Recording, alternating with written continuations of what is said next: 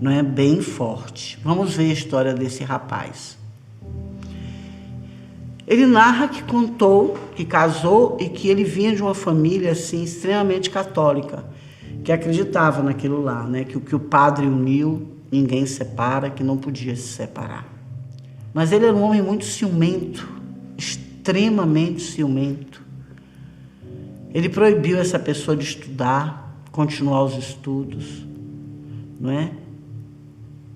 Ela precisava fazer tratamento de dente, ele não tratava, ele não dava dinheiro. A esposa foi perdendo os dentes da frente. Tudo que deixasse ela feia, ele humilhava demais. Nossa, o quanto que esse homem humilhava essa mulher. Se você vê as coisas que ele conta, ele fala assim: eu fazia de tudo para ela se sentir um lixo. Eu não perdia uma oportunidade de fazer uma brincadeira antipática. Eu era aquele que dizia que ia trocar uma de 30 por duas de 15. Eu era aquele que fazia de tudo para ela se sentir mal. Todas as minhas brincadeiras eram antipáticas.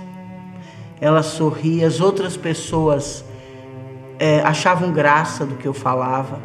Hoje eu sei que aquelas pessoas também não eram minhas amigas, porque se fossem, não estaria ali rindo do mal que eu estava fazendo.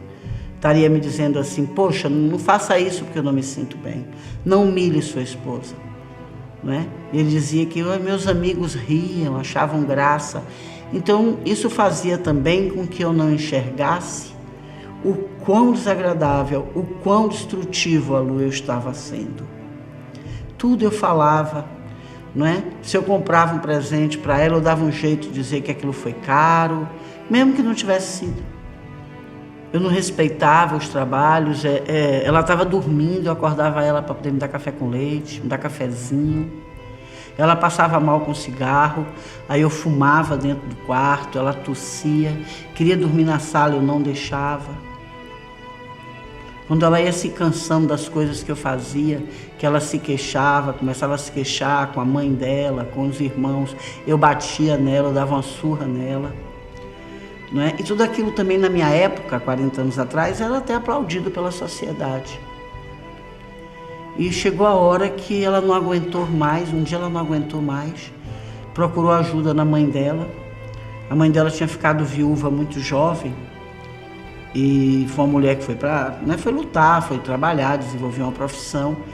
E ela estava com 40 anos e a mãe dela disse: minha filha, pelo amor de Deus, seus filhos já estão criados, saia, larga esse homem. E ele foi atrás e matou. E nunca ninguém conseguiu descobrir que foi ele que matou. Ele matou envenenada. E ninguém nunca conseguiu descobrir que foi ele. Mas ele sabia que era ele. Ele sabia. E anos depois ele desencarnou. Naturalmente chegou no umbral, né? E ele ficou longos anos no umbral. Quase 20 anos no umbral. Porque ele queria achar ela de todo jeito. E não a encontrava, e não achava, e não encontrava ela. E não achava, e não encontrava. E foi a cura dele não encontrá-la. Ela estava no mundo espiritual, se preparando, ela se recuperou. E ela conta, eu tive com ela também, e ela conta que ela pedia assim ao mentor dela: deixa eu ir. Ele dizia: ele não pode. Ele precisa quebrar o poder.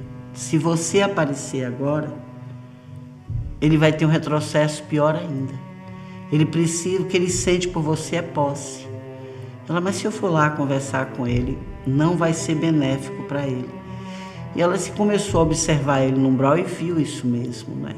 Ele autoritariamente, ele procurava ela com muita autoridade. E ele conta: se eu tivesse encontrado ela naquela época, realmente eu ia querer bater, eu ia querer dizer por que ela fugiu. Eu não tinha lucidez que estava desencarnado, eu meio que enlouqueci. Eu não pensava se estava encarnado, desencarnado. Eu sabia que eu estava no lugar e que ela deveria estar por ali. E por que eu não estava encontrando? Ela estava com outro homem. Eu só pensava obsessivamente obsessivamente nisso. Ela deve estar com outro, ela deve estar com outro. Eu pensava tanto nisso e só nisso, que os anos passaram e eu não vi. Não é? Os mentores vinham a mim querendo que eu me acalmasse, para eles poderem conversar comigo, eu não ouvia. Eu levei quase 4 décadas dentro de um processo de ódio, quase 3 décadas, dentro de um processo de ódio tão grande, Alô. Eu fiquei muito surpresa, porque passou 30 anos, né? E ele dizia que ele não viu esse tempo passar. Que ele só pensava, ela está com outro, e ficava procurando, correndo, dando volta em círculos, né? Procurando por ela, perguntando aos outros obsessores. Aí outros obsessores que entravam também nas suas loucuras, dava respostas para ele, dizendo que ela estava não sei aonde. Ele ia atrás e não encontrava.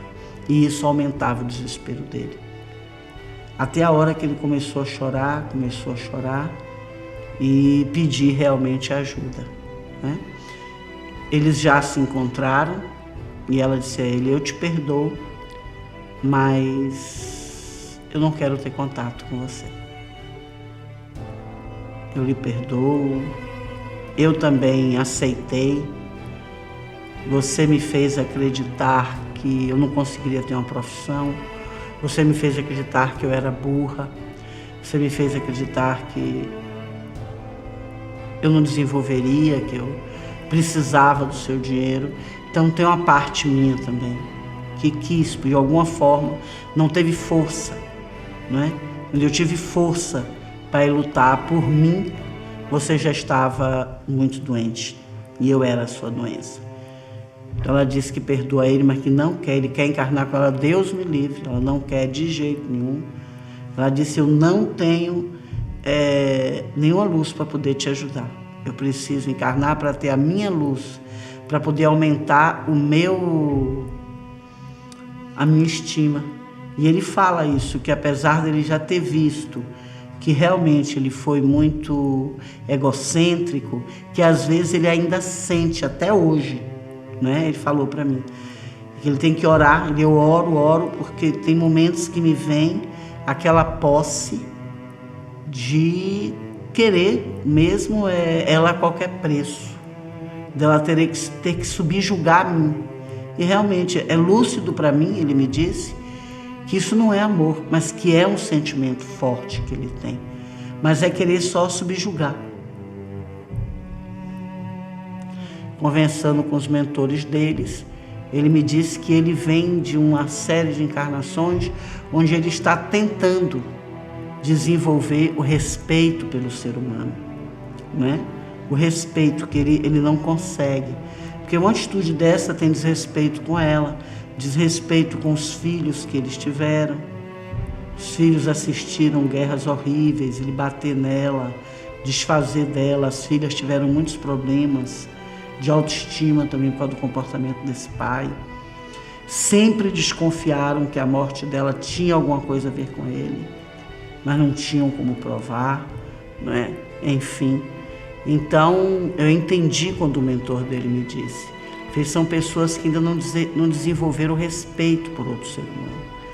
O outro ser humano ter direitos, o outro ser humano poder existir, o outro ser humano dizer sim, dizer não, não é? E aí, se eles têm uma empatia, uma espécie de uma paixão por alguém, aí eles querem subjugar porque ainda não desenvolveram respeito.